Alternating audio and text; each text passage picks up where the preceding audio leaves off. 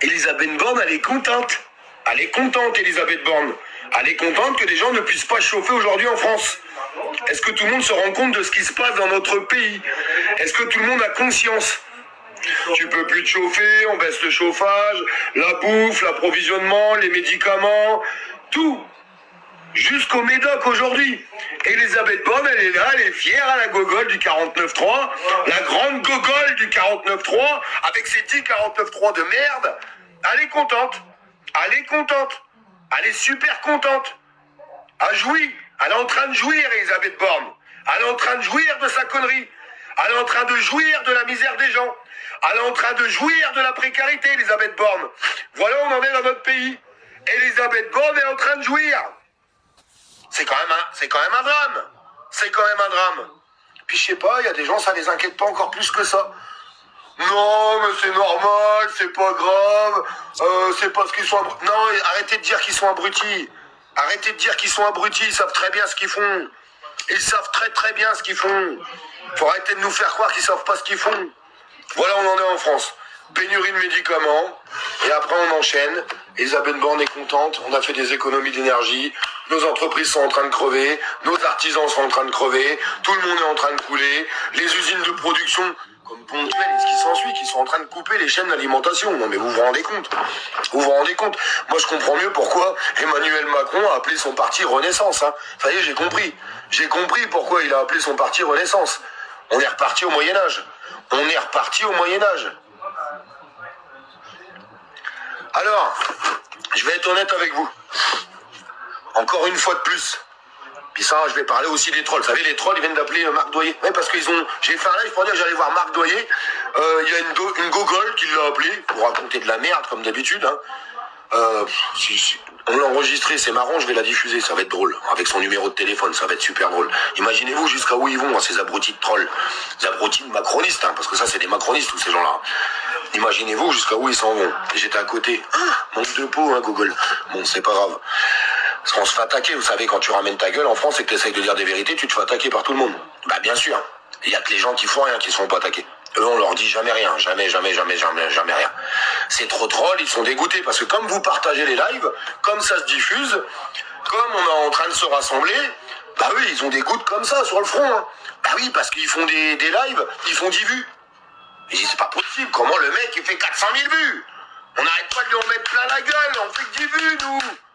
Bah parce que c'est des Mongols. Parce que c'est des Mongols finis. Bah oui, c'est des Mongols finis. Des gens qui servent à rien. La poubelle de la France, c'est ces gens-là. C'est ces gens-là, des gens qui nous cassent les couilles en permanence. Mais on va pas arrêter, nous, on va continuer d'avancer. Et un grand merci à tous les gens qui continuent de s'abonner, qui continuent de comprendre, et on continue d'avancer, qui continuent de partager les lives. Et puis les trop trolls, moi je les appelle les collabos. Est-ce que vous savez ce qu'on a fait aux collabos pendant la guerre? Oui, parce que vraiment, la purée, elle tourne. Là, c'était pour le gouvernement depuis des années. Mais quand ça va tourner, comme ça, tous les trolls, tous les collabos à Macron, là, tous ces putains de collabos à Macron, ils ont intérêt de se planquer, tous ces gens-là. Hein. Ils ont intérêt de se planquer. Hein. Ah bah oui, parce que là, il n'y aura plus personne pour les défendre, ces gens-là. Hein. Il n'y aura plus personne. Eh ouais, ben ouais. Mais bon, moi, ça me fait doucement rire. Voilà, bref, c'était juste pour exprimer un petit peu encore où on était aujourd'hui. Moi, perso, hein, il y a des gens que ça inquiète pas. Hein. Moi, je continue à dire que ça m'inquiète.